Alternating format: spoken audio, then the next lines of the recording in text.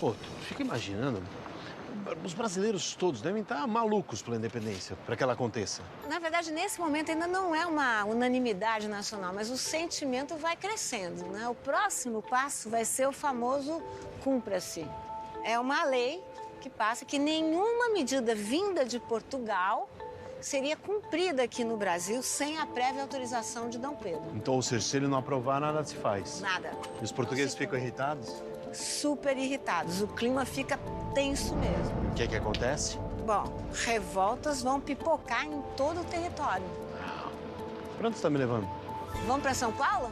É lá que a revolta pega, vamos? Vamos, claro. São Paulo, a selva de pedra, aço e concreto de 12 milhões de habitantes, que em 1822 era conhecida como Cidade de Barro, numa homenagem às suas humildes casinhas feitas de terra.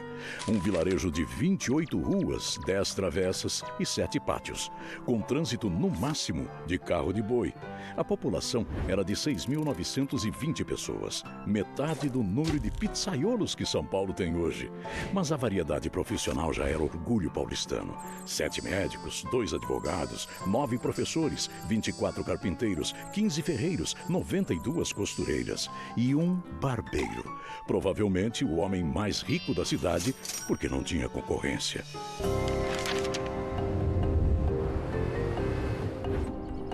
Tem uma coisa que eu nunca entendi direito. Por que cargas d'água a independência foi proclamada aqui em São Paulo, se a capital era no Rio?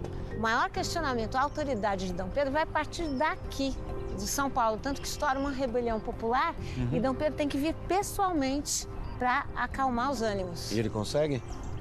Os ânimos políticos, sim. E vamos dizer que a sua vida amorosa, não, porque tá bem animadinha. Bem animadinha? É porque esquenta o romance com Domitila. Domitila? É, dona Domitila. Eu gosto desse nome.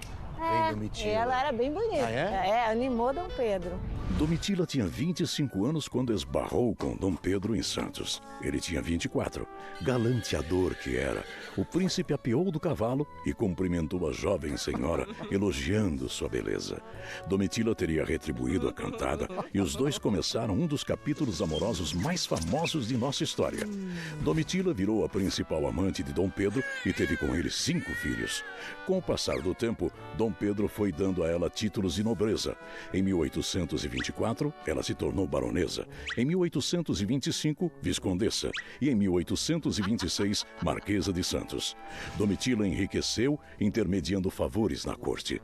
Já no fim do reinado, Dom Pedro seria visto com maus olhos pela sociedade por misturar interesses pessoais com o Estado. Depois da separação dos dois, Domitila foi morar em São Paulo. Tinha posses e era independente. Para a época, pura ousadia. Tudo vai se precipitar, né? Precipitar mesmo. E Dom Pedro não tem tempo de voltar de São Paulo para o Rio. O caminho da independência já estava pavimentado, mas ela se torna inevitável. E o que faltava? Faltava um ato para que Dom Pedro pudesse assumir e se vestir de herói. No dia 28 de agosto, um navio vindo de Lisboa chega ao Rio trazendo notícias bombásticas. Os portugueses ordenam a volta imediata do príncipe e o fim dos privilégios brasileiros. Por privilégio, tudo aquilo que tinha livrado o Brasil do terrível pacto colonial. Então, o Conselho de Ministros, presidido pela princesa Leopoldina, se reúne, considera que era a hora, não dava mais para esperar Dom Pedro voltar de São Paulo e, inclusive, manda uma série de mensagens que ele vai receber em São Paulo, avisando a situação. O pacote tinha várias cartas, de José Bonifácio, de Antônio Carlos de Ribeiro de Andrada e da princesa Leopoldina, e o próprio ultimato dos portugueses. Como a pressa era grande, a encomenda foi no modo express da época. Demorou uma semana. Bom, então o que a gente faz em 40 minutos de avião demorou uma semana. Isso, e a situação devia demorar mais ainda nos ânimos, porque ainda por cima Dom Pedro fica muito irritado com o boato que circula de que ele seria deserdado pelo seu irmão Dom Miguel. Por isso que, com as cartas ainda na mão, Dom Pedro comunica às tropas que o Brasil estava sendo massacrado pelas cortes.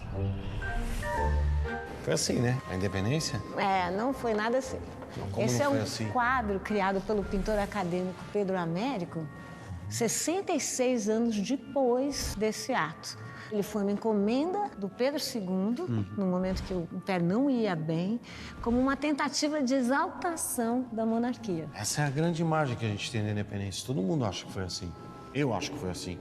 Aqui, Dan, estuda a idealização. A começar pelos cavalos. Não era cavalo? Não, porque se viajava longas distâncias num burro. Pedro I tinha ido encontrar a amante, ele não estaria em roupas oficiais.